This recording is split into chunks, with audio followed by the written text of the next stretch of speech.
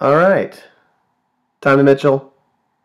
Uh, Welcome to another episode, of Background Noise. Now, this episode, when it comes out, will probably come out on Wednesday of the 15th of November, I believe, something like that. I could be getting my dates mixed up, but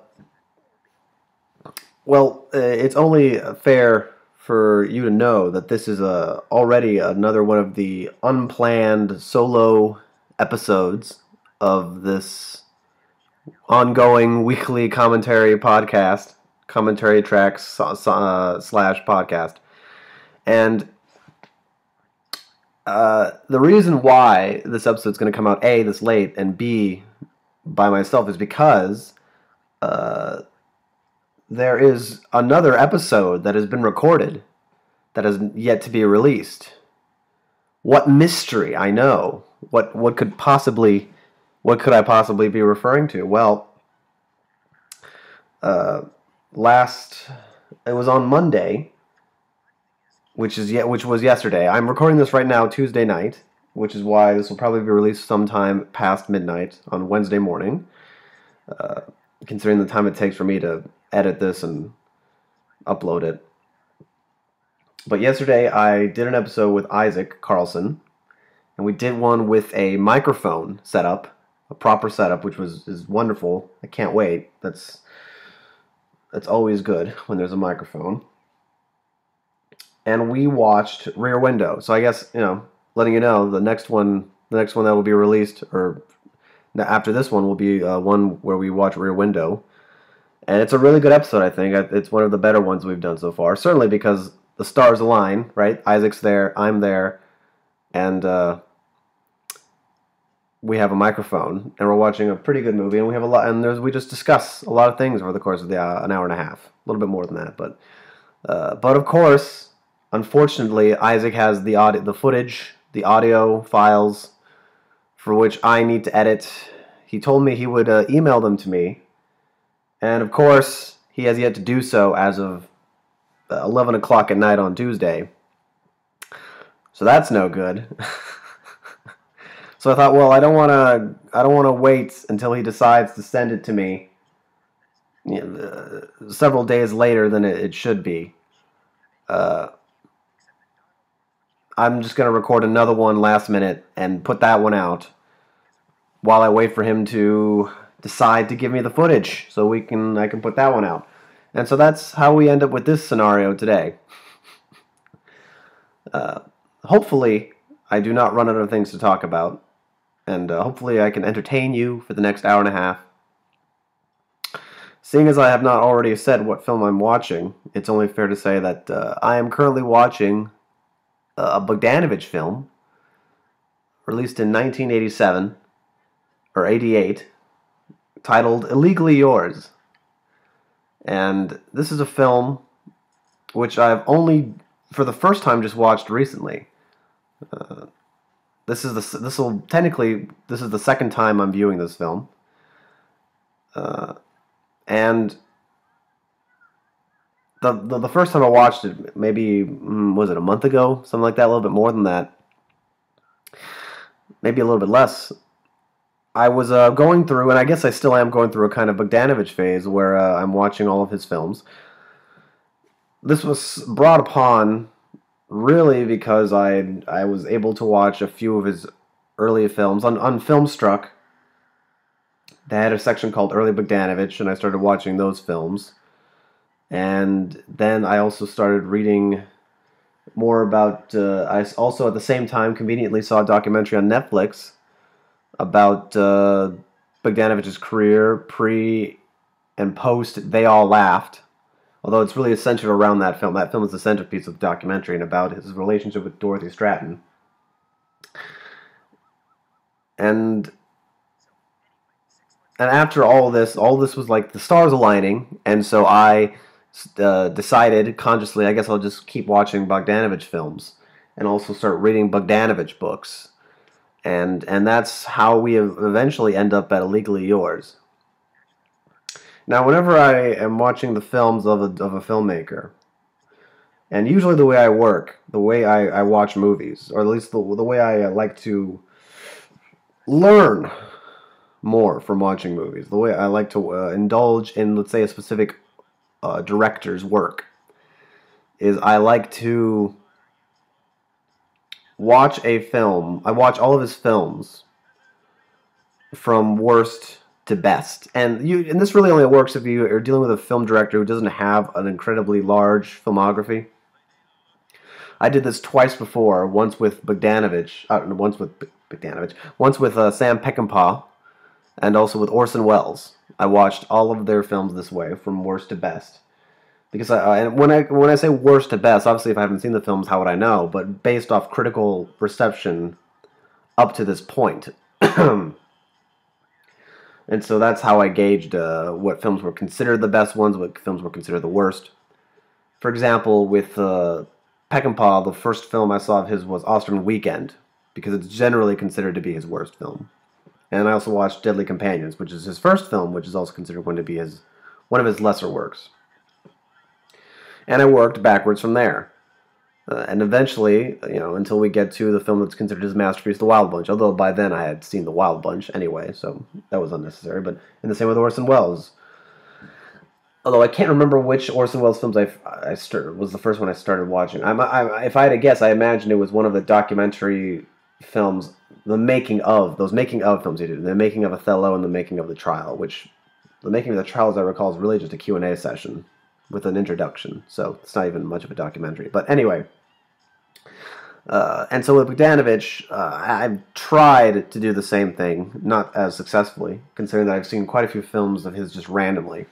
But Illegally Yours was definitely one of the films I made a point of seeking out because, well, it's considered one of his worst pictures. It's Bogdanovich himself has gone on record in saying it's the one he's least proud of. He's the most disappointed with this film. He doesn't like to talk about it, and it should only be appropriate that if you were to look up this film in, let's say, a biography or an analyzation of the works of Bogdanovich, this film will garner a page, a paragraph, if anything, if it's mentioned at all.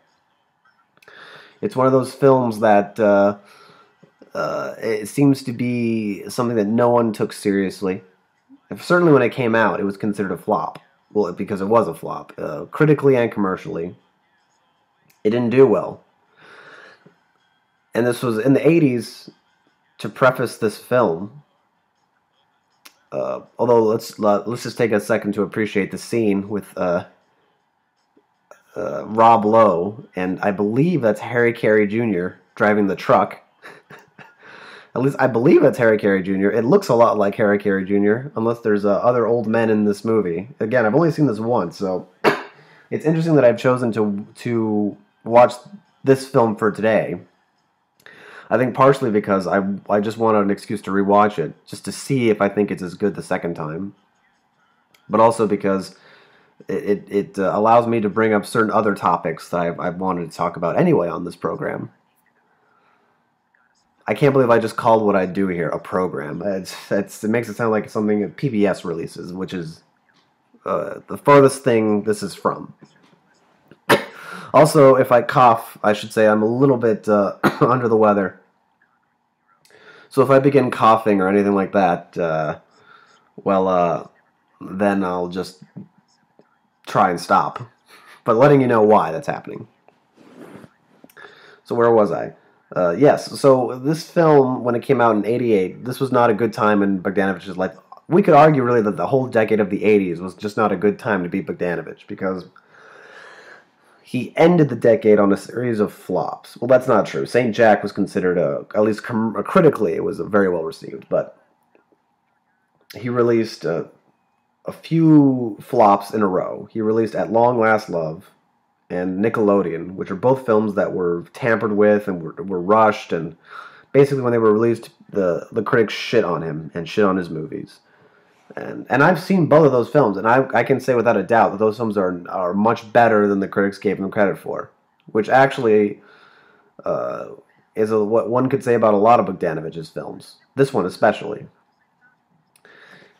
And so going into the 80s, he made Saint Jack, and it was a kind of return to form for him. Although I don't think he ever lost his form. It was really more just him trying to get back to basics, is a better way of describing it. And after the success of Saint Jack, he wanted to make another kind of comedy film set in New York. And that film would become They All Laughed, and it would feature the woman whom he was at the time enamored with, in a relationship with, Dorothy Stratton, a Playboy playmate. She lived in the Playboy mansion with Hugh Hefner at one point, and all that jazz. And I do not know the circumstances under which they met, quite frankly. I can only assume it was somehow related to Hugh Hefner. I can only assume that the way Bogdanovich met Dorothy Stratton was somehow related to Hugh Hefner. Hugh Hefner, man, he's just bringing people together. That's his whole life. Anyway, so they met, they made a movie together, they were in love. The film itself actually is a film that is one of the few films he's done that I really don't think that highly of. I think They All Laughed is an okay comedy. That's all I have to say about They All Laughed, is it's an okay comedy that Wes Anderson loves, Noah Baumbach loves, Quentin Tarantino loves it. They all love this movie, and I just think it's okay.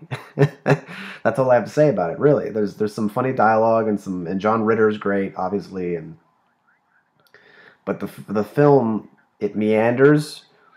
I guess it's kind of the point of the movie, is that it meanders, but the meandering is not consistently fun. I'm pretty sure I've talked about this movie before on the podcast, so there's no point in beating a dead horse. Basically, it was a film that was made. I'm sure Bogdanovich was happy with it at the very least, but Dorothy Stratton was murdered shortly thereafter, the completion of the film, by her then husband, because even though she was with Bogdanovich, she was still married to someone else. Because there's always a kick, isn't there? There's got to be something. It's never simple. And what the hell? Oh, I'm sorry. I'm sorry for being distracted. There was just something on TV, and I saw Gary Coleman, and it was very distracting. Oh, now there's that dude, Jeff Garlin. This is the mistake one makes when watching television while watching a movie. Maybe I should just turn off the TV. I just like having television on the background whenever I do anything. It's an old habit. But anyway. So she died. She was murdered by her husband, and then he killed himself. So it was a murder-suicide. And obviously Bogdanovich was in shambles after this. The love of his life, at least at the moment, to be fair, was murdered. Was brutally murdered. She was taken from him, and so he put it upon himself to make sure that They All Laughed was a film that was seen, that it had a wide release, and of course, as it goes, the film was a film that he tried to finance himself, or the distribution he tried to pay to put it in theaters. He mortgaged his house. He went bankrupt, and it was a terrible series of events that occurred for Mr. Bogdanovich. In that, and then after that, we get to what happened with Mask, which was his next film. The whole reason he made that film was because of Dorothy Stratton, because the film is based off of a real-life person, and I believe it's also based off of a book. And Dorothy Stratton was very much interested in the case and interested in the story. You know, she said, being incredibly ugly is the same as being incredibly beautiful, in that it just makes you separate from everybody else. Some of that she said, apparently, and Bogdanovich took to heart, and so he felt he needed to make Mask as a way of honoring her. And so we get Mask, which is also another decent movie, depending on which version you're watching, of course. Which is also part of the reason, the fact that there are multiple versions stems from the fact that the film was taken from him when it was cut, in the cutting room. It was taken from him, which angered him to no end. He wanted to put Bruce Springsteen music in the movie, and he wasn't allowed to. And basically, he tried to sue the people who financed the film. He tried to sue them to take the film away from them. Basically, in the 80s, Peter Bogdanovich did not engender himself to anyone in Hollywood. that's the moral of the story, is that he found ways of pissing off everyone in Hollywood. By the end of the 70s, no one liked him because they thought that this fucker, this arrogant asshole, making these shitty movies thinking they're great, we'll show him. And in the 80s, he's literally getting into fights with people in Hollywood. So in comes this film, and you would wonder, under these circumstances, why bother making another film. But as such, he was approached by Dino De Laurentiis, who is one of the more interesting people in the history of cinema. He's a character, but basically Dino wanted to make a film with Peter, and Peter agreed to make a movie with him. And so I don't know. Again, I don't know the stories, the exact the history of this film, because again, there's not a lot of it available online. There's not a lot of history available on the making of this film. If you were to, there's a DVD available of this film, but there's nothing on it. There's no commentary track. There's no special features. There's no nothing. As far as I'm concerned, no one bothered to record the making of this movie, or no one has discussed it really. It's like one of those things that just didn't happen, which is a shame, because I'm very curious as to how all this stuff happened, how this movie got to be made. But basically, what I have been able to piece together from what little I know, and I'm taking this from from several sources, a couple of interviews conducted with Peter Bogdanovich, in which the film is brought up, one book about the films of Bogdanovich, and in that book it's briefly brought up, this film, and also a biography, an autobiography, or a memoir. It's not even an autobiography, it's a memoir written by Rob Lowe, who is also the star of this film. And so, piecing together what little information I have, from what I can deduce, there was a script that was written by a couple of screenwriters. And this script was passed around a little bit. Dino was, when he got the script, he started financing the film. He attached Bogdanovich. So the script made its way to Rob Lowe and to all the other people who would, for the most part, become members of the cast. And everyone thought it was great. This is a great script. This is really funny. But Peter did not think so highly of the script, because apparently he would just change things on the fly, which is not surprising. Directors do this all the time, really, but I guess a lot of the actors didn't really appreciate it, considering that they already thought the script by itself was really good. Peter also inserted into the film Louise Stratton, Elvie Stratton, who was the younger sister of Dorothy Stratton, and I forget if it was around this time. Well, obviously after the death of Dorothy Stratton, it would make sense that Peter became close with the other members of the Stratton family. It would make sense. But eventually, and I forget if it was shortly thereafter this film, or how the timeline exactly, but eventually Peter would marry Louise Stratton. Well, there was great controversy around. There's great controversy in Peter's life, always in dealing with the relationships he's in. It was a big deal when he was with Sybil Shepherd, because they were happy together, and he left his wife for her, and blah blah blah. And then, with Dorothy and what happened to her, and now with Louise, this is the motif in Peter's life: controversial choices in love. He's like a Roman Catholic Woody Allen. And so he married, sometime after this, he marries Louise Stratton, and they have a marriage which lasts until, I think, 2014. So a marriage that lasts, I guess, a little bit less than 30 years, like 20-something years, which is pretty good. Certainly the longest marriage in all of Bogdanovich's life, that's for damn sure. And so this But back to this movie, he puts her in the film, which I don't know what the other actors felt about that. Rob Lowe doesn't really. Rob Lowe didn't say much about it.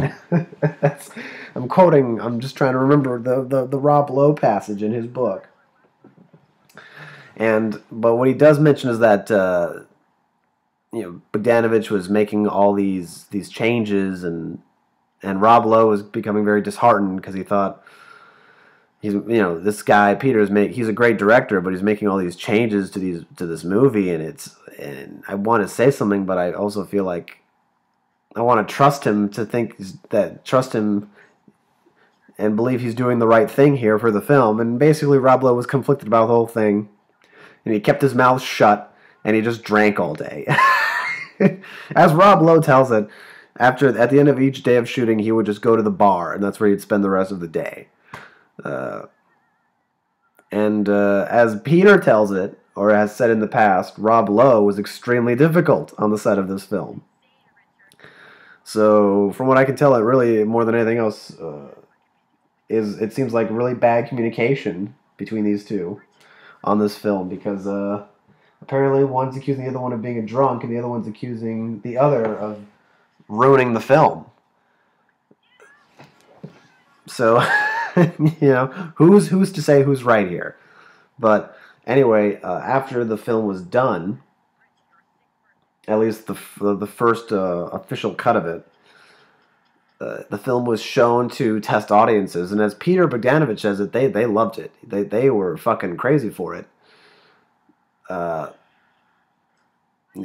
idea of it was, as he puts it, the idea of Rob Lowe playing such a clumsy kind of screwball character was so appealing to these young audiences. Because up to that point, Rob Lowe was like a teen heartthrob. He was a member of the Brat Pack, and so the idea of him being like Cary Grant almost and bringing a baby or something like that, it was funny seeing him do pratfalls and all that. It was funny. And I certainly think as much too. Watching this film, I think Rob Lowe is got great comedic chops in this film. Just really, he's a great lead for this movie. He sells it. If no one else, he definitely sells it. But as it goes, Dino, for some reason, wanted to recut the film, or there were some things he didn't like about it, and so the film was then cut again. And that was the version that was released. And that version of the film tanked. And not well received critically or commercially. It just went. It came and went into the theaters, and that was that. And so that's the story of Legally Yours up to now. And I say this because, like I said, this film has found a new fan in me. Since I last saw it, I thought I fell in love with it. And I'm thinking here, too, this is the film we got after all this shit. A film that started off apparently with a great script, which was changed drastically by Bogdanovich, and then which was re-edited again by Dino. Probably not directly, but, edited under his supervision. And this is the version we got after all those changes, and I still think it's great. Really, all that makes me want to know is how much better was Bogdanovich's version of it, right? Because this, I think, like I said, I think this is great. And but that's the story of Bogdanovich's career for the most part. If you watch something like Nickelodeon or At Long Last Love or Texasville, so many of his movies out past, say, Paper Moon, were so tampered with that it's really hard to, at least for a long time, it was very hard to say, oh, well, these are great Bogdanovich films. It was very hard to say that they were Bogdanovich pictures because they were so tampered with. But then, over the years, they've been restored. We've gotten a restored version of Nickelodeon, which is now in black and white. We got a restored version, not even restored, but just a better version of At Long Last Love. We got a director's cut of Mask.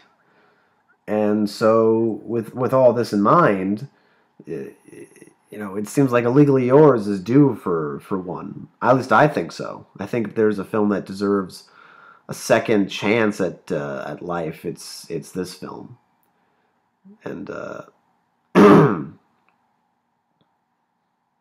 and that's just that's my knowledge of Illegally Yours up to this point.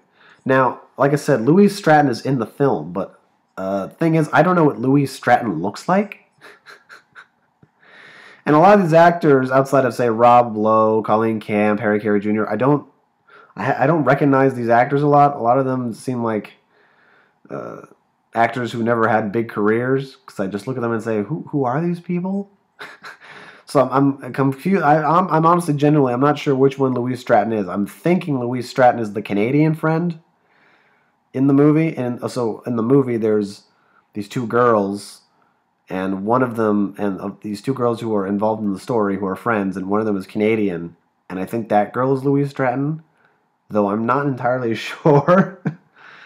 For all I know, it could be the other girl, or yeah, I guess that's what I'm saying. It could be the other girl.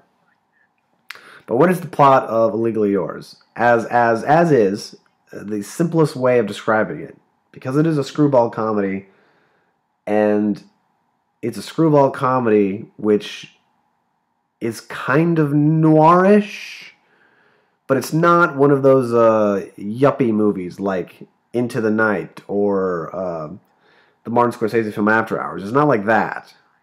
It's a little different. It's a screwball comedy with murder involved in the plot, but it's well, I guess what I'm trying to say is that the plot is so convoluted that it doesn't matter that much. It's not nearly as convoluted as, say, Inherent Vice, which is the most convoluted story you're ever going to watch, or something like The Big Sleep.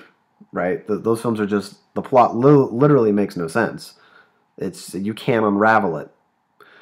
And this film is a little bit better than that, but the simplest way of describing it would be that basically Colleen Camp, who is the female lead of the film, accidentally stumbles upon a murder, but she doesn't know it. Like, a murder takes place right before she goes to this house. Okay, so the opening scene of the movie is supposed to illustrate all this.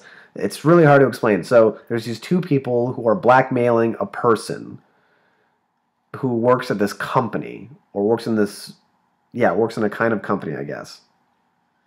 And they end up murdering this person. Now, this person also was with these two girls, the two girls in the film, because I think he was blackmailing them. And so the girls, because of the girls stumble upon the murder, they witness the murder happening, but the murderers don't know that they witnessed it. But then Colleen Camp's character shows up after the murder when they're hiding the body, because she was the girlfriend of one of the guys, or one of the guys who was blackmailing and who murdered the other guy. You still with me? And so she goes to get some of her stuff, and I guess, I'm trying to remember how exactly it happens. Basically, they accidentally recorded the murder, and she accidentally takes the cassette tape, which has the murder on the cassette tape, and she puts it in a David Bowie cassette cover, and she takes it. And so the blackmailing murderers are following her for the cassette tape, and the two girls are following, they're following her for the cassette tape, and Rob Lowe, he's involved because he just comes back to town, right? Because he's been away, doing things with his life, and it's not going great, so he comes back home, and he's asked to be a member of witness. He's asked to be a member of jury. He's asked to do jury duty for this case. And he recognizes Colleen because she was a girl who was, I don't know how many years older than him in school, whom he had a crush on.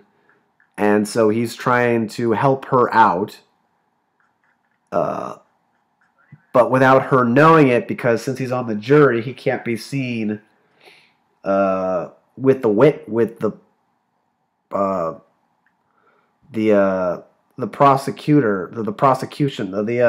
plaintiff, or I guess the defendant in this case. She would be the defendant because she's the one on trial. he can't be seen with the defendant because that's like that's no good. So he's trying to do this all sneakily, and while this is happening, the two girls are following him to figure out what what his part is in all of this, and things happen. Oh God, that was a lot. That was a lot to say, but things happen, and it's just a really funny movie, And comedy in general is something that is a craft, we'll say. I think I look at someone like Wes Craven, and I think Wes Craven understood it perfectly because Wes Craven was known for his horror films, but he didn't want to. He didn't think he was going to make a career out of horror films. He thought, "Oh, I'm just gonna, I'm gonna." I'm gonna try and make as many movies as I can, and I want to make a variety of movies. I want to make musicals and comedies and all that jazz. But after the success of films like, what was it, The Last House on the Left was the one he did, which was a remake of The Virgin Spring, and also the Nightmare on Elm Street film. After all that, then he pretty much was stuck making horror films the rest of his career. But the same basic rules applied for making horror films as for making a comedy, which is a very strict and precise sense of timing, where you build up a joke, you set up a joke visually with a movie, and then you build up the tension, and you build it up and build it up until you reach a boiling point, and then you hit the punchline, which is in a horror film, it's like when you have a sequence, say like Psycho, where you see the silhouette of this woman coming into the bathroom, and so that's build up and build up and build up until the music hits and she starts murdering Janet Leigh. That's the punchline. That's like the catharsis, the cathartic moment. It's the moment where you start screaming. In a comedy, it's that same idea for the scene, except instead of screaming, you get laughs. That's how comedy works, and that's why comedy is so hard, because it's very easy to do a drama where everyone's serious all the time, and you don't have to worry about the audience being quiet. An audience, if they watch a drama, they can be quiet the whole film, and it doesn't mean it's not bad. It's like, oh, it's a drama. What do you expect them to do? How do you expect them to react to a drama? But with a comedy, you need the audience to assure you that what you've made is good by laughter. The audience needs to laugh for you to know that it's a good film. And so it's much more difficult to pull that off.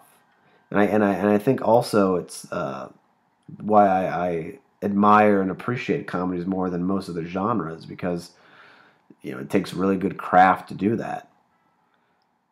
The first great comedies in the history of cinema, you can go all the way back to the silent days, and you get to what do you get? People say, well, there's Keaton, there's Chaplin, but even before that, you get Max Sennett and the policemen and the police boys and Fatty Arbuckle and you get W.C. Fields and all those guys, and these guys were at the very beginning of film. The Charlie Chase movies and Laurel and Hardy and all that stuff. And of course you have Keaton and Chaplin and Lloyd and Hal Roach. When we talk about Harold Lloyd, we're talking about Hal Roach, who produced most of those movies. So, as well as a variety of other films. So, those are the earliest great comedies. And of that era, if I were to give what I thought was the best, if I were to tell you what the best film of the silent era, which is kind of like, it's such a difficult task, because it's like asking to distinguish, what's the greatest work of painting inside, let's say, the Art Institute. That's a hefty task because it's, there's a lot of great paintings there. Although I think Tommy and I would both agree that the greatest of them all in that museum is Girl with Cat.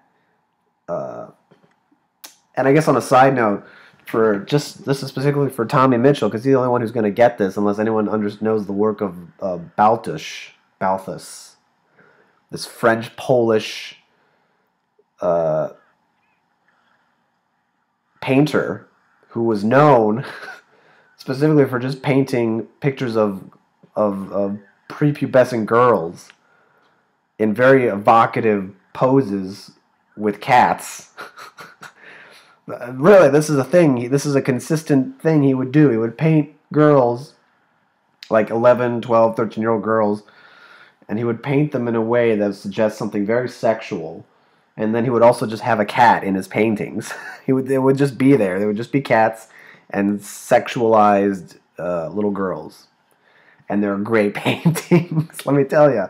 And there's one at the Art Institute, which is a great one, with a girl in a chair, and she's like, again, sitting very evocatively, and there's just a cat sitting next to her chair. It's wonderful. Why did I bring this up? Oh yes, because I was saying, if I were to pick a great or the greatest of the silent comedies, which one would it be? Well, that's hard. I guess it depends on how we're grading this. If I were to say what I thought was the greatest in terms of how much I laughed,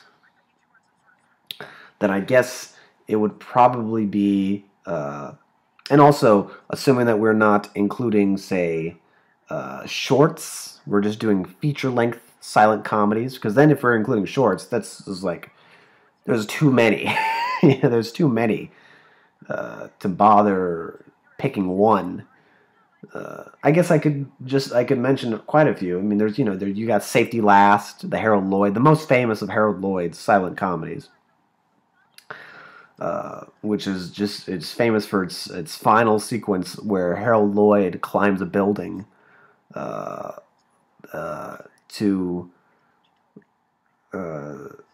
he climbs a building. Why does he climb the building, actually? There's a reason why he climbs the building. It's something to do with because he's passing off as like some kind of like manager at the store, like a real boss type to this girl, but he's not. And then for some reason he climbs the building. I think maybe it's after they find out that he's a fake.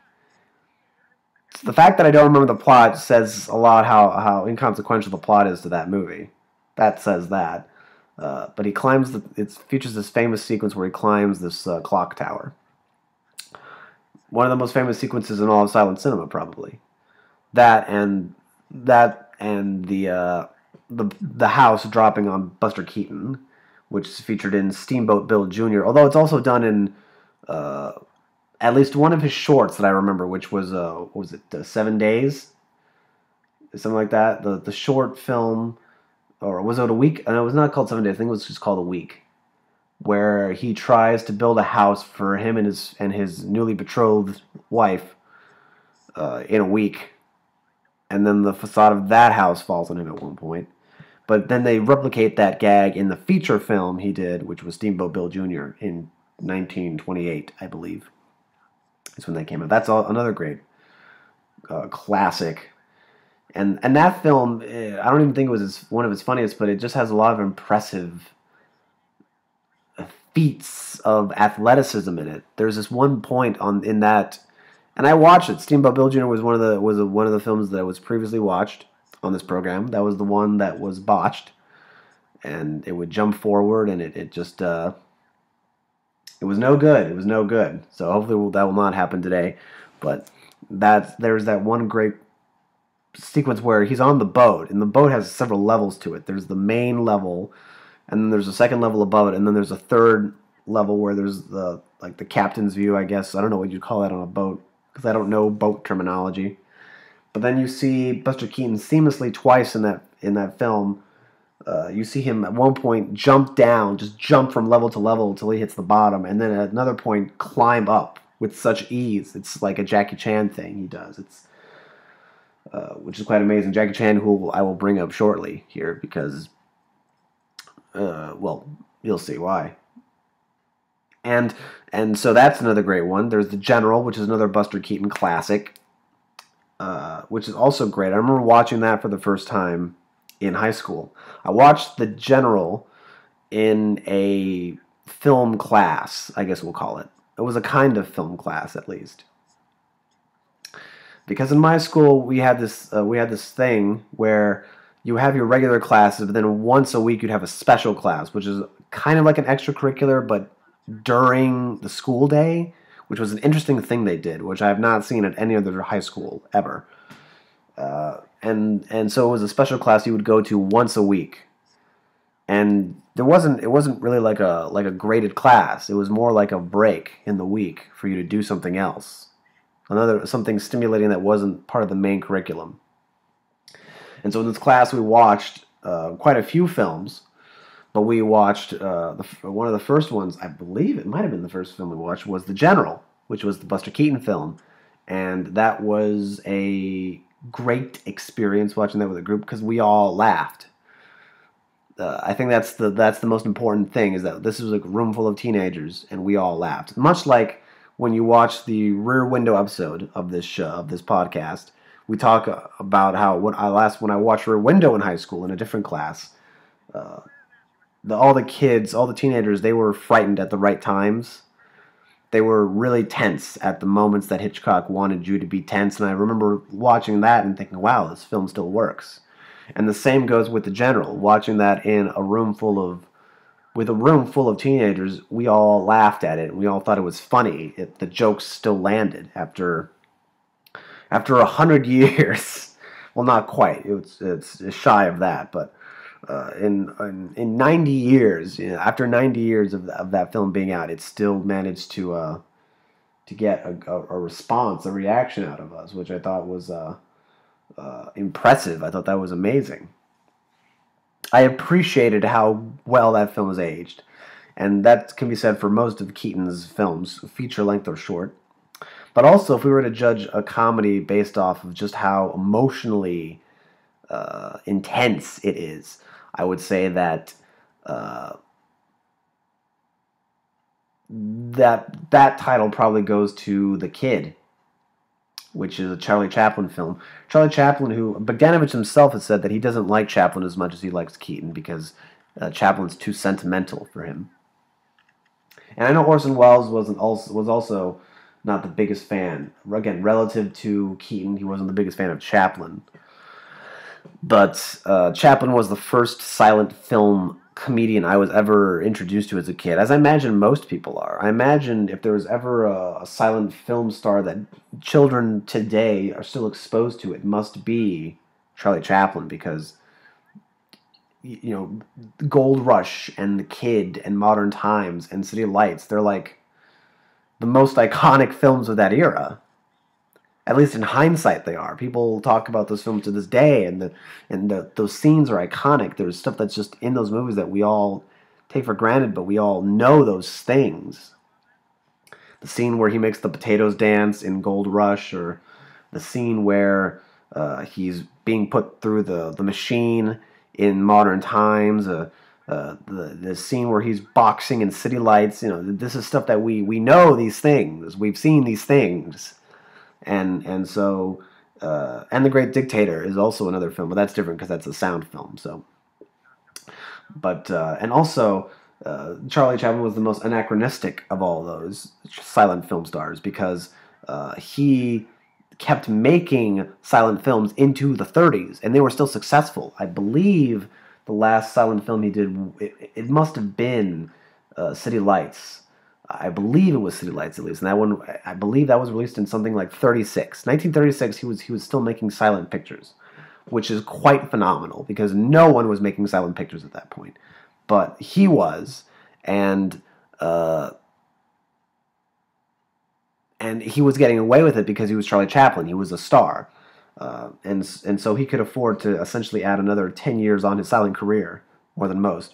But the same luck did not happen for Keaton and Lloyd. Although it must be said, of most of the silent stars did transition fairly well to sound. For example, Like I said, Laurel and Hardy. Laurel and Hardy were still successful, and in some cases even more so successful in sound than they were in silent films, because they also, thankfully, were just they did not sound terrible. They had a good dynamic and they had good voices, and so it helped. Uh, and uh, and Buster Keaton also had a good voice. He had this really great, deep baritone voice. This kind of not Midwestern, not quite Southern, but like Great Plains kind of accent, I guess you could say, because he was from Kansas, I believe. And he made some good films that were sound films. He did make some good sound films, despite what people will have you believe. Uh, at least now the reason why his film career in sound derailed is simply because he signed a contract with MGM around 1927, 28, and that was when he made Steamboat Bill Jr. And so you notice this was near the tail end of his run at the top of his form, and it was because MGM, they were a major studio, and even though Buster Keaton was known for doing all of his stunts, his own gags, MGM invested in Buster Keaton, and so they didn't want their investment to potentially die on them on the job. And so they told him, okay, we're not going to let you do any of these crazy stuff. Use a stunt double. And which Buster Keaton said, stunt doubles don't get laughs, which is true. He felt that it was the only way you could get the audience to really react to what he was doing is if they knew that it was him doing it. So that he was really in danger, that he was really in potential in harm's way. That's what sold most of his gags, which is really just the illusion of cinema in general. It's just find a way to make the audience believe what's happening is actually happening, real, for the first time, and it hasn't been planned. But because of that, they didn't have him do nearly as many stunts, and so going into the 30s, he was not nearly as creatively in control of his films anymore. He was kind of just a body, and they tried to pair him up with another actor slash comedian, and a comedian who was I forget his name, quite frankly. I'm sorry if other people are fans of his. He certainly hasn't aged well, that's for sure. Otherwise, I feel like I would know his name. But they tried to pair him up with someone to be like another Laurel and Hardy kind of team, and that didn't work very well. And after that, Buster Keaton's career just kind of ended. He just didn't make movies for a very long time until we get into the 60s, when all of a sudden he experiences a resurgence in popularity, in no small part due to people like Bogdanovich, who championed Keaton as a great filmmaker. But Harold Lloyd, without a doubt, was the person who suffered the most from sound, because Harold Lloyd just was not a good sound actor, quite simply. He had a good personality in silent films, but in sound it just didn't translate. And so the one film he did do, his best film in sound, was a film called The Milky Way, which was directed by one of those great comic filmmakers of the 30s, Leo McCarey. McCarey, who was also filmed one of the I think greatest sound comedies, certainly at the very least one of the first great sound comedies, and it was Duck Soup, 1933. And Duck Soup is a film which does not need a plot, though I guess it technically does have one. It's essentially just a Marx Brothers film. It's an excuse to have the Marx Brothers do gags with each other, and it's really quite wonderful. Although Leo McCarey notably did not like the film, didn't really like shooting it, because the Marx Brothers were impossible to direct. They would not take direction easily, and also, as he said himself, they would never be in the same room. You could never get all four of them in the same room at the same time. It was impossible. They were just all over the place. But needless to say, regardless of whether or not he himself enjoys the film, I think Duck Soup is a great comedy, and certainly one of my personal favorites. And in the 30s, we get to really what is the great period of the American comedy. I think specifically screwball comedies. And also romantic comedies. We get so many great pairings and so many great films from uh, a variety of filmmakers. I bring up Leo McCarey, but George Stevens was another who also did some Laurel and Hardy films. Made films like Woman of the Year with the one. I think it was the first, if I'm not mistaken, it was the first film with Spencer Tracy and Katharine Hepburn, which is a really good comedy film. Then there's also Gregory LaCava, who's another great director of comedies in the 30s. Most well known for My Man Godfrey, one of the quintessential screwball comedies. Uh, but also, like I said, other filmmakers like Ernst Lubitsch, who's also didn't really quite do screwball comedies, but he did do comedies of a very specific taste and style. Uh, Films such as Trouble in Paradise are good examples of that, where they were comedies that also had a distinct sexual flair to them. He was different from Keaton and Chaplin in that sense, that he was concerned most with relationships between men and women.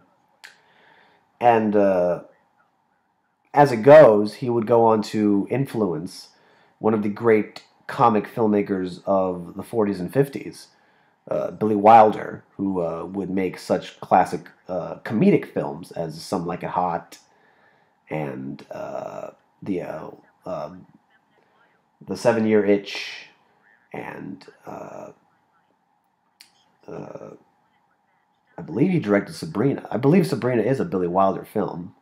I don't know why I'm blanking on that. Actually, you know what? I know for a fact. I'm just going to say I know for a fact that Sabrina is a Billy Wilder film.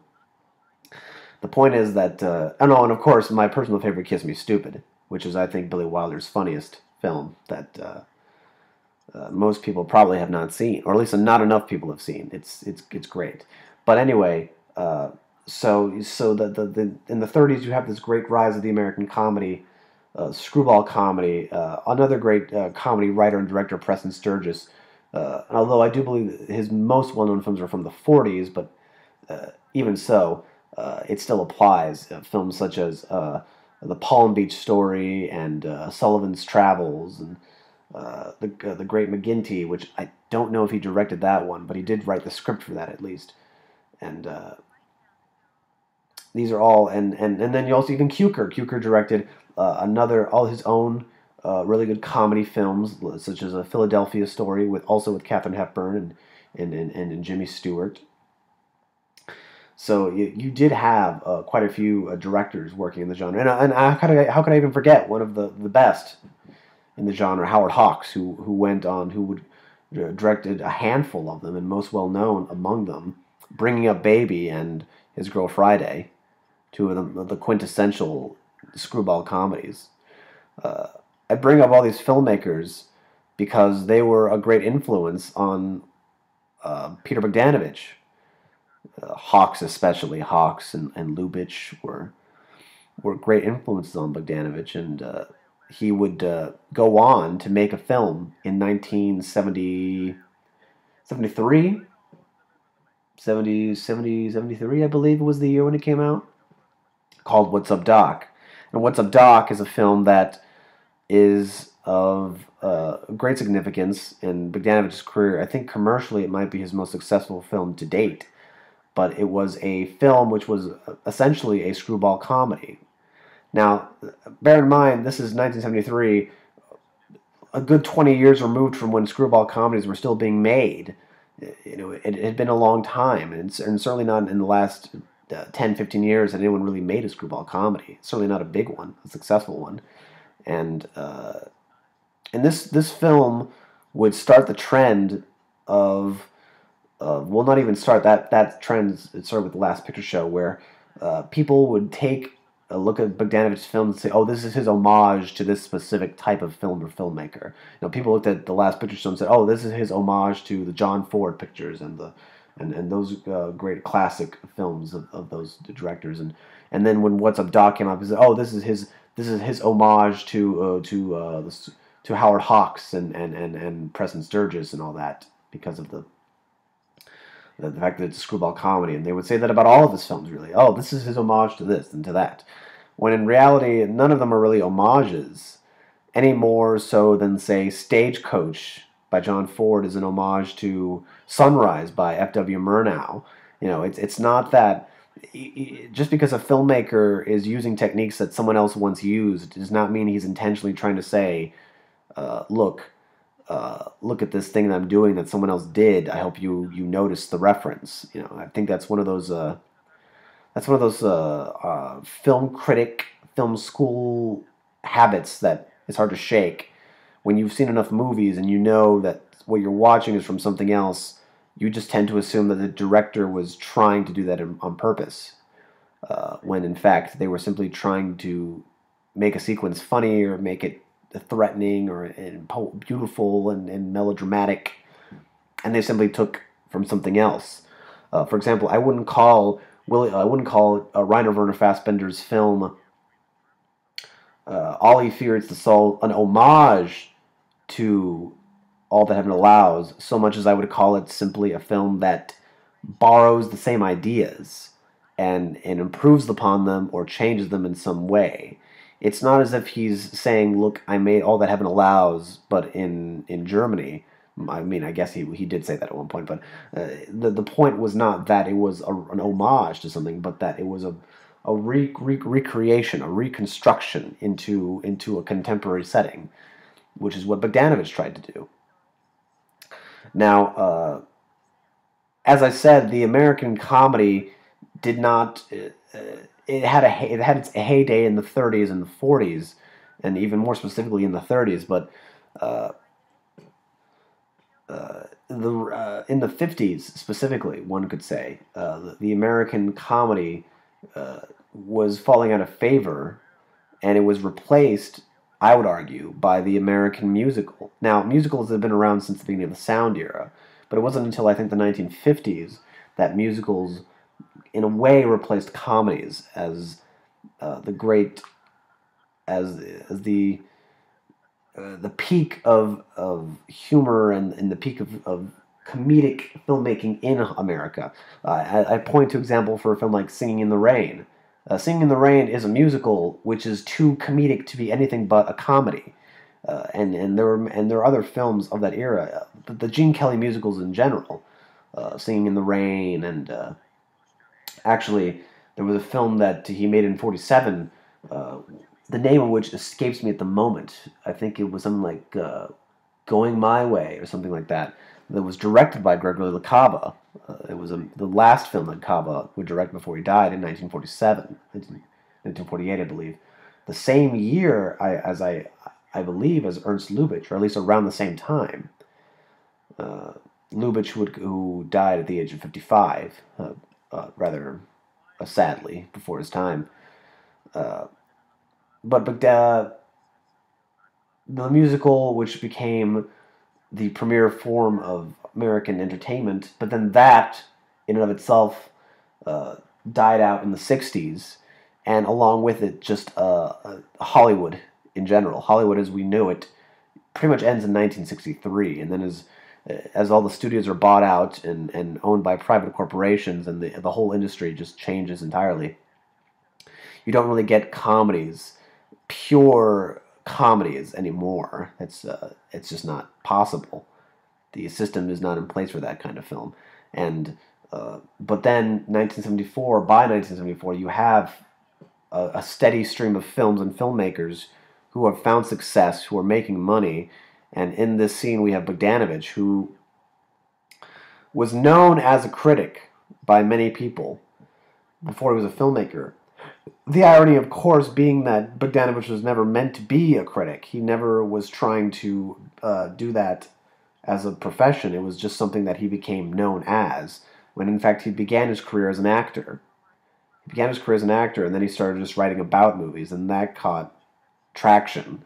And then eventually he would go on to direct after that. So that's why people see him as a critic, but I don't think Bogdanovich ever did.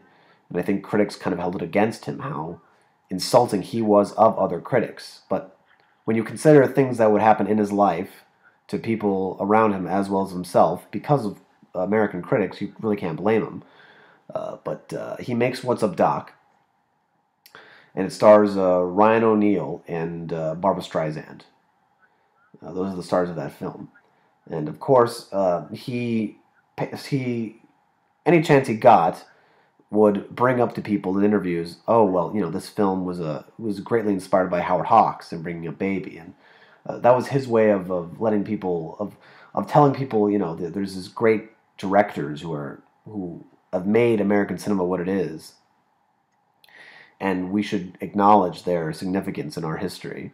And that's, again, why, in my opinion, even though I do like some of his movies, I think Bogdanovich's greatest contribution to American cinema is simply his writing. Not so much as a critic, but as a historian of cinema, of him trying to remind people what is important in American cinema. And if I were to recommend people books to read on the history of American movies, I'd say look no further than Who the Devil Made It, one of the great books on directors, and featuring many great interviews with people from Alan Dwan to Sidney Lumet. Bogdanovich, if nothing else, is well-read and well-versed in American film history. And that's how you get the films that he makes, is films by a man who's admired so many great filmmakers and is trying to make films as good as theirs. Whether or not he succeeds is an entirely different matter. But, for example, a film like Nickelodeon was inspired by the stories of people like W.C. Fields and Leo McCarey, and that was the inspiration. And he was essentially just trying to make a film based on the stories he heard from those great silent stars and directors, and at least that was the idea. Again, with the final product that we got, you could say whatever you want about it, but that was his intention. But after, or during What's Up, Doc, as I said, he would bring up Howard Hawks. And there's this lovely little story that Peter Bogdanovich tells about Howard, because he got along very well with Howard. The relationship was a very amicable one, very friendly, and he started filming the movie What's Up, Doc, and he gave Howard Hawks a copy of the script for the film to read. And at one point, while making the film, he gets called upon. He gets a call and said, "So it's Howard Hawks for you." And so Bogdanovich walks off the set and he gets to the phone, which of course is just a great thing for everyone else working there, thinking this guy is just friends with Howard Hawks. That's amazing. So he's on the phone and says, "Howard, how are you?" "Fine, Peter. I just read your script for your movie. You didn't use the leopard." "Well, I couldn't use the leopard, Howard. That's so identified with Bringing Up Baby. It would have been plagiarism." I guess you're right. You didn't use the bone either." "Well, I can't use the bone. Obviously, it's Howard. That would have been too close." "Well, I guess you're right. Well, who do you have for this film?" "Oh, we have Ryan O'Neal and Barbra Streisand." "Now, I know they're not Cary Grant and Katharine Hepburn." "Well, you're damn right they're not. Oh, well, I guess they'll make do. Just don't let them play it cute, and it should come out pretty good." "Thank you, Howard. I'll keep that in mind." And that was a whole conversation they just had on the phone, and I just think it's very charming. But of course, even though he used the film and he would give any chance he had to talk about Howard Hawks and how Howard Hawks was a big inspiration on that film, also equally of significance, though he didn't bring it up, or at least not at the time, was really the silent sequences of Keaton. Because there are quite a few great physical scenes, particularly a chase scene in the streets of San Francisco, which is very much reminiscent of a Keaton chase more than anything else. So in many ways, that film those films were a great inspiration for him. In some ways, even bigger than Howard Hawks on that film. But that's besides the point. more than anything else, it's just a great assimilation and a great return to form of the American comedy. And and then he releases Paper Moon, which is a comedy drama, but also very funny, a very good film, great performances. And there's not much more I have to say about that. But like I said, I can't think of really many other comedies from the 70s that were really quite that good. And that's why I struggled and to talk about it, because who else was making comedies outside of Peter Bogdanovich? Certainly not, say, well, Friedkin technically made some comedies. Some of his first films were comedies, but they weren't very good. And I don't think anyone's really looking at Good Times with Sonny and Cher and saying what a tour de force that was, or something like The Night They Raided Minsky's. No one's talking about those films. And Marty Scorsese would go, he made some films that were comedic, but he never made, I think, unless there's one that I haven't seen yet, that I can't recall, he's never really made a straightforward comedy.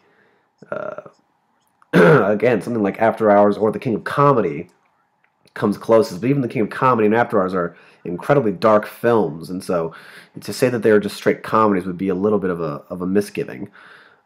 Really, the American comedy, well, really, not even the American comedy, the great comedies, there's a return to form, which was preceded by Bogdanovich's What's Up, Doc, but then reaches its full apex with a filmmaker who emerges in the late 70s and would go on to direct many of his most well-known films in the 80s, and that man is Jackie Chan.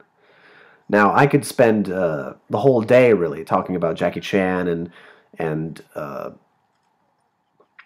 his all of his great contributions, but that really is enough for another episode, another podcast. And so all I'll just say is that, going back to what I said earlier about Keaton and Lloyd and Chaplin, really Jackie Chan was the successor of that kind of filmmaking, of that kind of comedy. He made physical slapstick comedies with the added bonus of action, of a lot of physical fighting, well choreographed fighting, because that's what he was trained to do.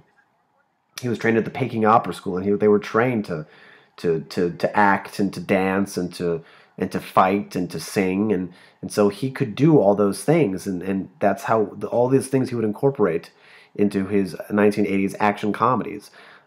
In a film like, for example, Project A, he makes several allusions to the films of Chaplin and Lloyd and Keaton. A great example of that being how in there's a great scene where he actually climbs his own clock tower, which is reminiscent of Safety Last. But then also in that same sequence, he gets caught in gears inside the clock tower, which is similar to Charlie Chaplin's Modern Times. And so in a way, he's paying homage to many of the great silent filmmakers in his great 80s films. In Project A2, which is, I think, a masterpiece and probably one of the greatest comedies of the 20th century, well, probably one of the greatest comedies of the last 30 years.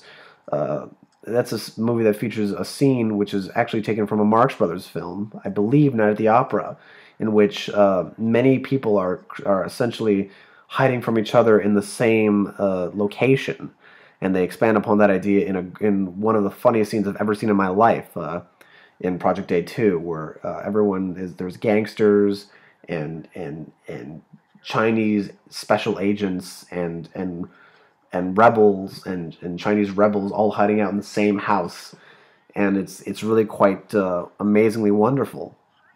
And I take back what I said earlier, because obviously one other filmmaker besides Bogdanovich who's making great comedies in the 70s, well, the most obvious one I forgot to mention, Woody Allen, of course, making what were really, besides Bogdanovich, and really even more so than Bogdanovich, because Bogdanovich, you could say he only made in the 70s 2, maybe 3 actual comedies, films that you could describe as comedies, and most of them were just a blend of different genres. But Woody Allen made actual legitimate comedies in the 60s and the 70s, and as well as someone like Mel Brooks, who also made films like Blazing Saddles and 12 Chairs, And so I guess I should take back what I said. There were great comedic filmmakers, but again, they emerged after the new Hollywood days. They emerged from uh,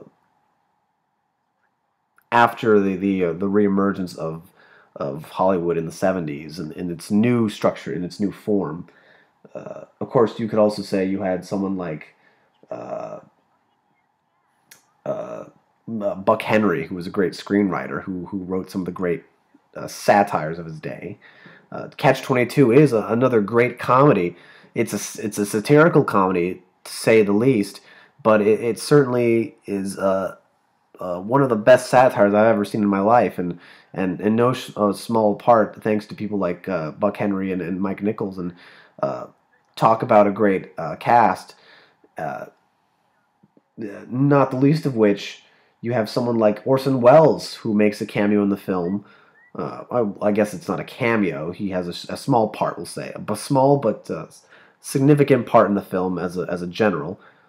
And of course, it all goes back to Bogdanovich because it was on this film set that Bogdanovich first started conducting his interviews with Orson Welles that would eventually become the novel, well, not the novel, the autobiography.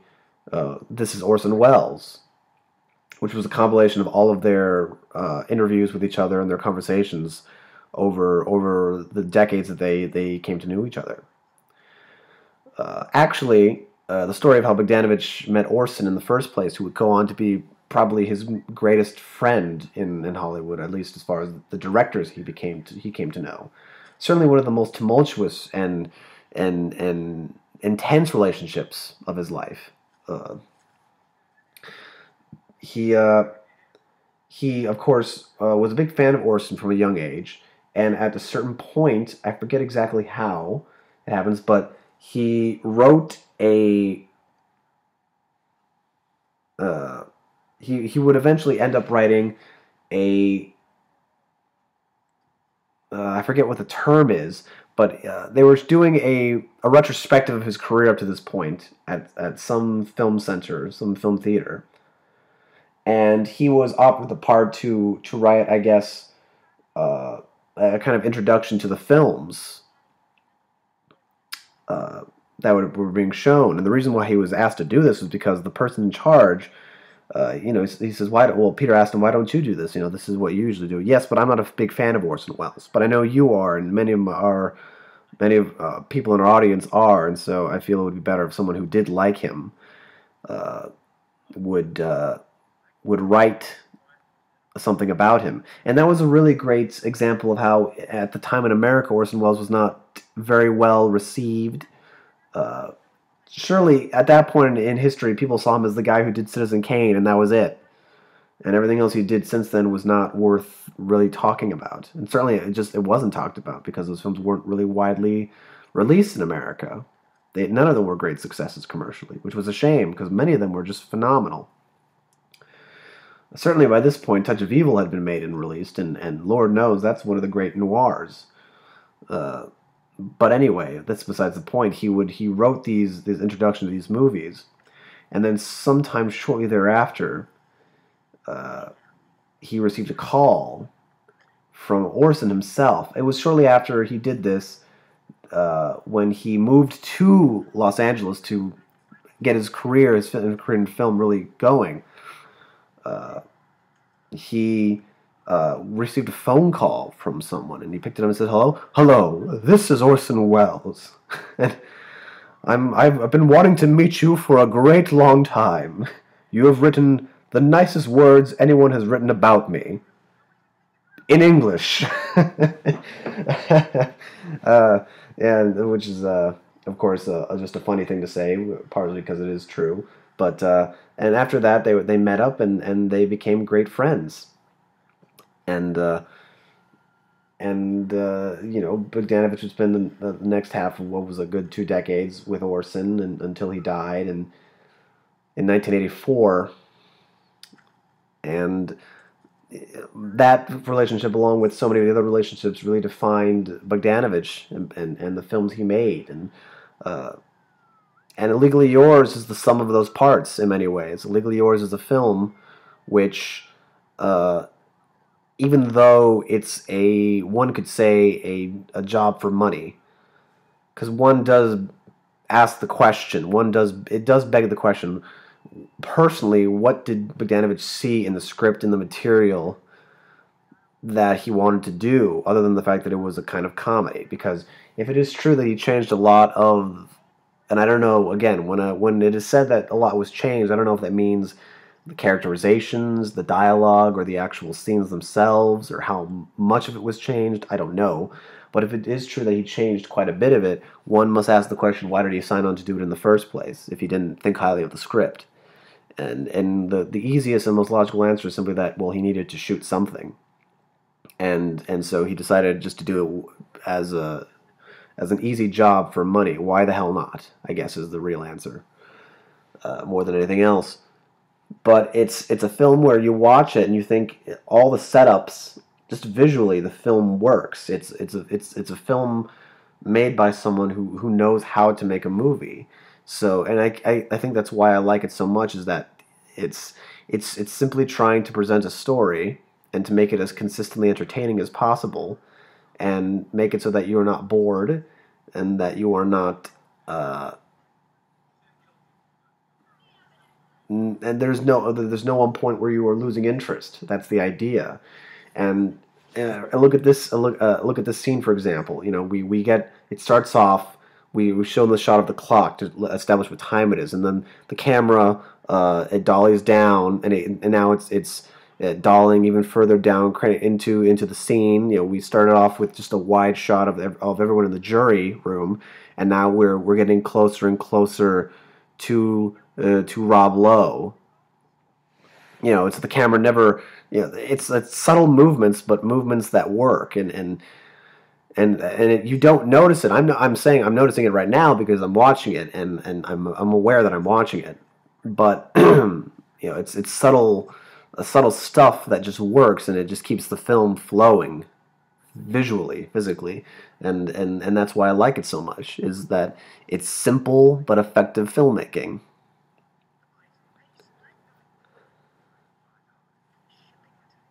Rob Lowe is great in this movie. What I love about Rob Lowe's character, and I think that's one of the reasons why I think this film feels so unique.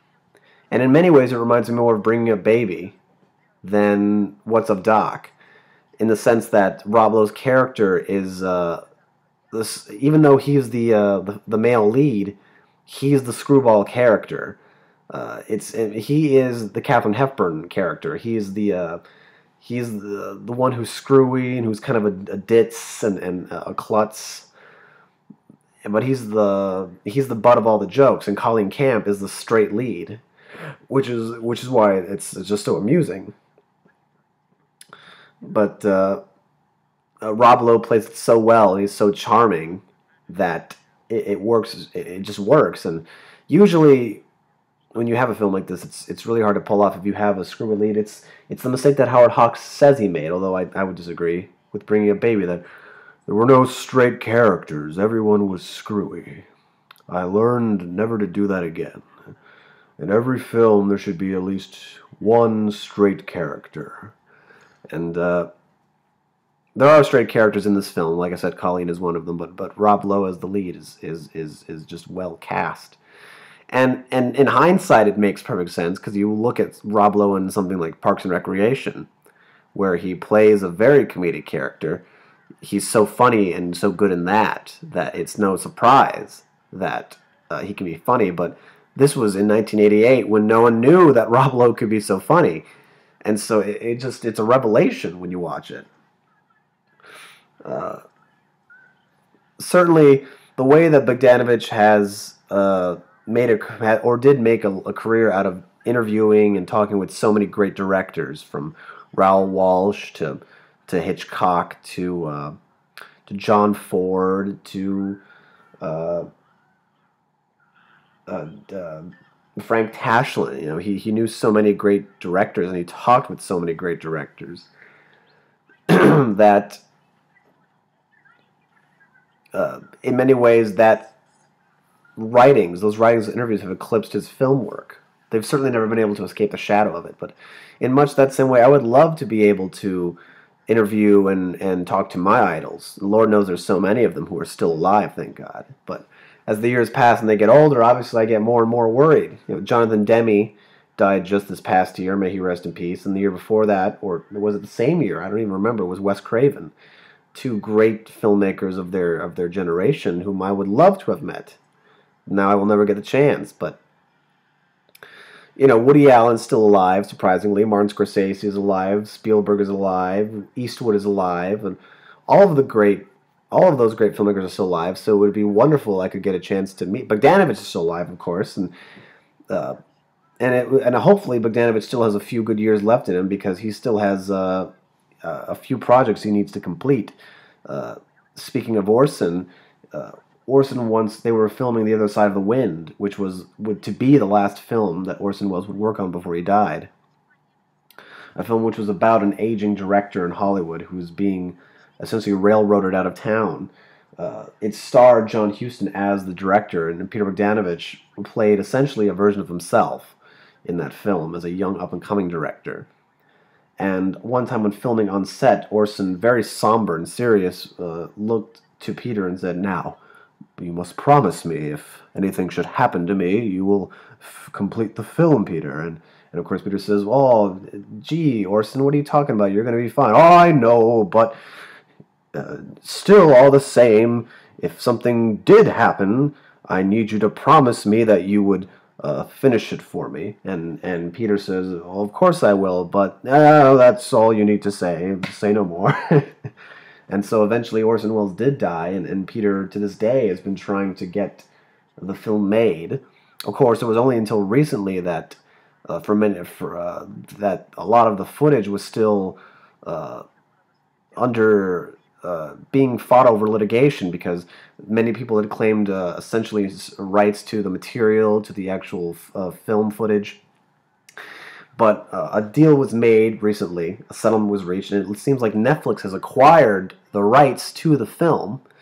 And unless I'm misinformed right now, Peter Bogdanovich is probably working on said film, on the other side of the window, on editing it and finally releasing it, which is great. I don't know when it will be completed, if anytime soon, but hopefully sometime within the next year we'll get some word on how that's going, and a film that's been in the making for what feels like close to 40 years now will finally be released, which is exciting. That's for sure. The last Orson Welles project that'll ever be released in our lifetimes. That's for sure. Well, ever. Why am I even saying in our lifetimes? The last one that'll ever be released, because it's the last one with complete footage, really. It just needs to be edited together. Also, Peter has described a project he wishes to work on, a film he wants to direct. The last film he directed, which is She's Funny That Way, is a film that I have yet to see, although I've heard middling things about it. It's another comedy of his with Owen Wilson. One thing I did hear Peter describe on that film was how Owen Wilson was, when he first met him, he thought instantly, "Wow, this Owen Wilson guy, he's a star. He's got a personality and a voice that's instantly recognizable." And I guess he just thought he is such a star, and he is true. Owen Wilson is in many ways a star, even if he's not the biggest Hollywood celebrity. He is a star in the sense that you hear him, you see him. You know who he is. He's Owen Wilson. It's unmistakable. But he's since then he's been trying to work. He's been working on another script of his that he wants to do, which seems to be probably his most personal film to date. And certainly that's not necessarily the mark of quality, but for people who think of themselves as auteurs, it certainly is something that the next film he wishes to work on, which. His title for it is Wait For Me, I believe is what he calls it. It's a film that is about, as he puts it, a director who's in Europe and who's, I guess, just kind of meandering his way through Europe, not working on things, but not really working on anything. But 6 years prior to the beginning of the film, his last wife died in a plane accident. and so that's affected his life. And during the film, he's visited by several ghosts, more than one of different ghosts from his life, and that's what the film is, as vaguely as he's described it, what the film entails, his encounters with these ghosts and his looking back on his life, as it were. It's a kind of comedy drama, is what he describes it as. And certainly, what I just described, it sounds like, oh yes, this sounds like a very personal project for Peter Bogdanovich, considering the way his life has turned out and and and the events that have occurred in his life. I'll briefly bring up something I said before about the critics who would go on to ruin much of his career at a time when critics actually still mattered for something. But it wasn't just him. You see, after the success of the Last Picture Show, the critics were reluctantly, for the most part, they reluctantly praised Bogdanovich because, again, even though he made a film that everyone loved, he was really outspoken, and in many ways he came off as arrogant to people because of how he thought of films and filmmaking and also criticism of films. It's no more apparent than in a book that Miss Pauline Kael wrote about the making of Citizen Kane. And there were many people who tried to disparage Citizen Kane and trying to show through evidence, quote unquote, that Orson Welles really is not responsible for the success of even that film. They tried to take even that away from Orson. And Pauline Kael wrote a terrible book, really just a god-awful book, about how Orson Welles was not responsible for the greatness of Citizen Kane, because Pauline Kael, more than most critics, was vehemently against the idea of auteur theory, and she wanted to prove that really auteur theory doesn't work. It doesn't exist. And so she wanted to make an example of Citizen Kane and Orson Welles. And needless to say, like I said, it's a bad book. But Peter would not lie down for this one. He wrote an incredibly venomous counterpoint or counterattack to this book in the New York Times. And he would go, and it was a very extensive article in which he would cite many different people and to say Pauline Kael did not do her research. Pauline Kael did not bother to do her research because Pauline Kael did not care about the truth so much as her own point of view. And Pauline Kael did not directly respond to this, partially on the opinion and advice of Woody Allen, who said, just don't respond to this. Woody Allen, who himself, he would speak to Bogdanovich years later about this, and he would say how, Pauline Kael was really a great critic. She had all the great qualities of a critic except for sound judgment, which is I guess a great way of really of illustrating the point. But I never was a big fan of most critics in any way, and I never thought highly of any critics. And certainly Pauline Kael to me was the top of the shit pile, without having known about her attempt to disparage and to sabotage the reputation of Orson Welles. But needless to say, after this article, Pauline Kael, even before when she would reluctantly say, oh, well, Peter made a good movie, she never had a good thing to say about any of his movies after that. One wonders why, of course, but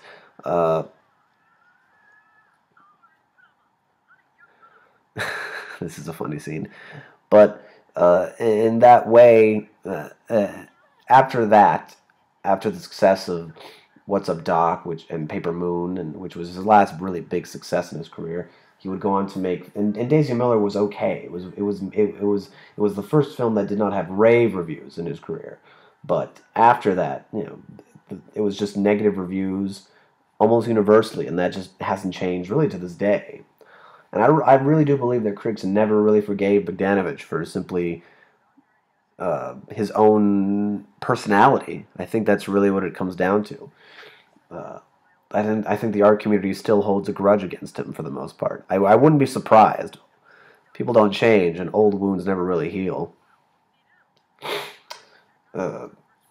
Certainly, when I look back on At Long Last Love, and I look back on Nickelodeon and all those films, I think these are definitely better than anyone gave him credit for.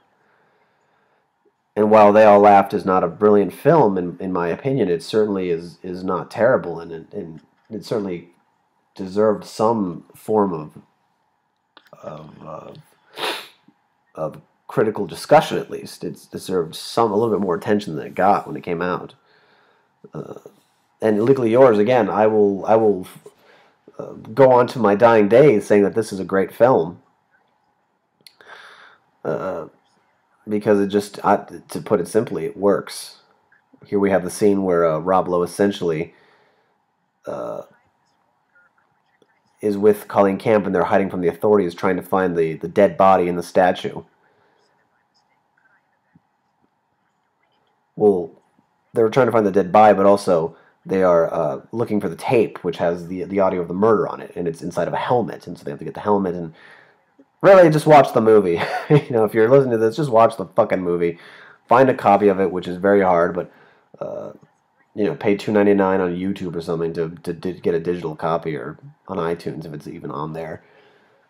Because I doubt you'd want to buy a DVD, and certainly I've not been able to find a rentable copy of this movie anywhere. It's really quite amazing. Again, this film, it's like it doesn't exist, even though it certainly does, and it certainly is a film that is worth reviewing,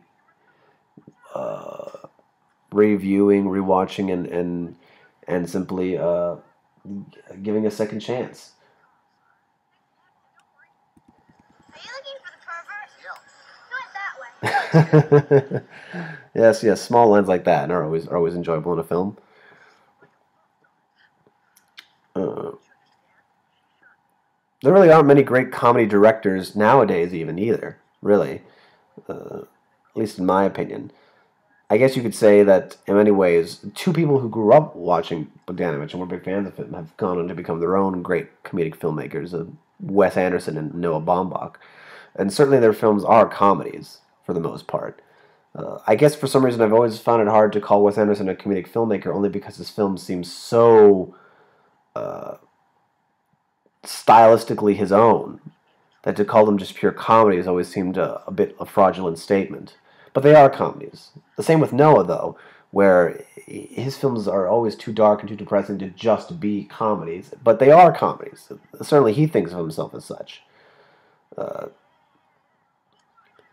and it's really quite funny with how Noah, when you hear him talking about his movies, especially in a film like Margot at the Wedding, he says, I can never really quite get away with calling that one a comedy, even though, I think of it as one. It seems like the audience thinks that it's too dark. That's the way he describes the way the audience takes that film. And it's true. And that's true of many of his films. It's not until Greenberg that starts to change. And the reason it changes at Greenberg is because he meets Greta Gerwig, who would become Noah's great love interest in his life. And I don't know if they're married, but they're certainly still together. And when you look at the films he makes after his relationship with Greta starts, and the films he made before then, you notice the difference. You notice that his films before then are, I guess, more miserable, one could say, or less. The characters are not less likable, but it seems that he likes them less, or something like that. Certainly, a film like Frances Ha is much more lighthearted and much more optimistic than a film like Greenberg or The Squid and the Whale. I just saw the other night, actually, for the first time, Kicking and Screaming, which is on Netflix currently.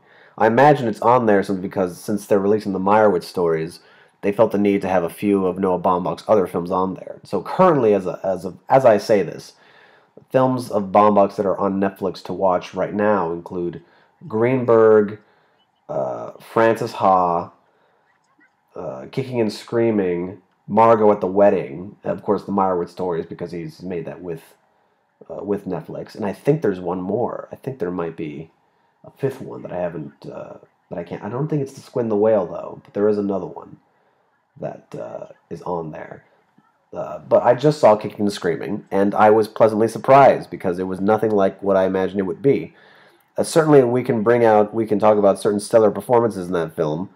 Not the least, Josh Hamilton's a great lead, and I forget the name of the lead actress, although she's also very good. But of course, it features early performances from a young Parker Posey, who is a great actress, mostly known for her work in independent cinema, who also would go on to be in the Woody Allen film Irrational Man, where she has the best lines. You know, and again, back to Woody Allen, one of the great comedic filmmakers of the 70s and 80s. And really, all the way up to today, really, he never stopped making good movies, although he hasn't made nearly as many comedic films. I imagine that's intentional. But the reason I hired her is because I'd always wanted to be on the film set and just say, well, where's Parker Posey? where someone get me Parker Posey? And that's funny. Of course, that's just Woody Allen being Woody Allen. But Parker Posey, who's in Kicking and Screaming, and also it features a great performance from a young Cara Bono, who would go on, who plays Chris Eigeman's love interest in the film. She plays Kate, and she would go on to currently star as the mother of Mike and Nancy in Stranger Things. More interesting, it would also feature a performance from Eric, I believe his name is Eric Stoltz, who plays Chet, the bartender, who prior to this film also played the character of Rocky in the Bogdanovich film Mask. So again, see how it all connects back to Bogdanovich. And certainly it makes sense considering that Noah and Wes are big fans of his, that Noah would know who that actor is from Mask, and he would hire him in his own film.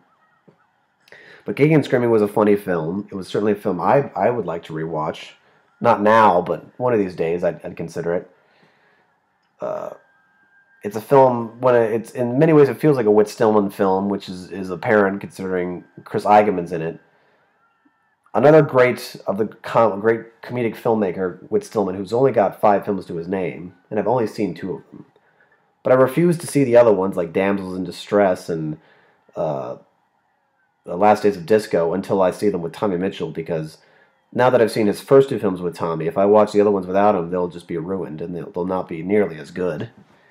I've started trying to watch the Jane Austen film he did, but I had to stop because I realized it's just not the same without Tommy. It's just not possible to watch those films without Tommy, so I just have to wait. It's going to be a while since I see Last Days of Disco, that's for sure.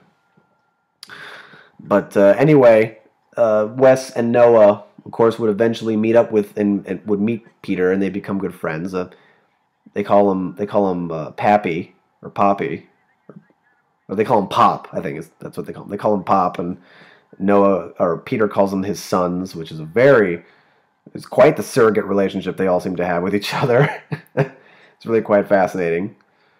But Peter has appeared in one of Noah's films. Actually, he appears in one of the one film that Noah hasn't disowned, which was, I believe, Highball is the name of it, which is funny. But, so yeah, he's good friends with him, and they helped him in that his last film, She's Funny That Way, they were both producers on that film, and they tried to help him raise the money for it, which was nice, which was good, in much the same way that Peter tried to do the same with Orson Welles back in the 70s is what they're doing with him now, which is, I guess, a nice twist of fate, a simple twist of fate for Peter Bogdanovich.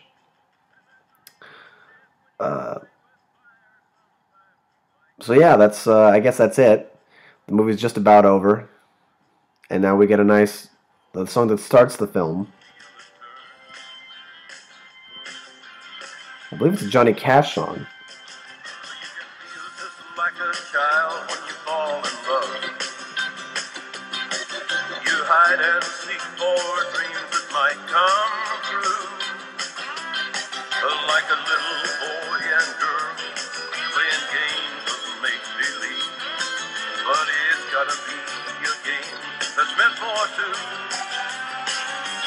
Love is a gambler with Your heart, love is a rambler from the start. and the hottest fire you know is in the flame of a lover's glow. And there's a real good chance when you Play with fire, sometimes you might get burned. He's a gambler, he's a gambler. Same forces always there when the The aspect ratio just changed. That's nice. All right, well, yeah, that's the film. Sharon Woolridge. That was L.D. Stratton. That was the character. Okay. Oh, I don't know which character that is, actually. So, damn it. God damn it. I should know this. Oh, well. Anyway. Yeah, that's Illegally Yours. And that's, I guess... Well, it's actually been a pretty decent conversation with myself I had. Well, there are multiple songs that were performed by Johnny Cash. Oh, anyway. Yeah. So, God damn it, now I got nothing to say. Well, I just want to say, basically, yeah, it's been a good rewatch. It certainly, it just is a film that just breezes, that's for sure. It doesn't feel like a... I think it's a good film. But, yeah, that's Peter Bogdanovich. That's Illegally Yours. That's comedy in general. You know, like I just said, this whole episode, this last-minute episode, it's been about comedy and about the history of American and just international comedy, I guess, although there's so much stuff I didn't cover. But, you know, how could you cover such a prolific genre, such a big part of just pop culture as comedy? That's a doozy to do. But I'm glad I was able to give an overview of Bogdanovich's career and his relationship to such. And hopefully, if nothing else, I hope this was a good experience because it allows someone to potentially give this movie a chance whom otherwise wouldn't. I'm sure there are many people who know Bogdanovich because of The Last Picture Show or because of Paper Moon, and that's it. And they just think of him as that director. And you know, he didn't just make that. And again, I can't speak for all of his films. I have yet to see, for example, Noise Is Off, although I can't wait to see that too. But hopefully, this film alone, someone will give it a second chance who otherwise it wouldn't. And if that does happen, then it was certainly worth doing this. And on that note, ladies and gentlemen, I just want to say thank you for listening. Ladies and gentlemen, being Tommy Mitchell. This is Fabricio Brawl for Background Noise, and we'll see you next time.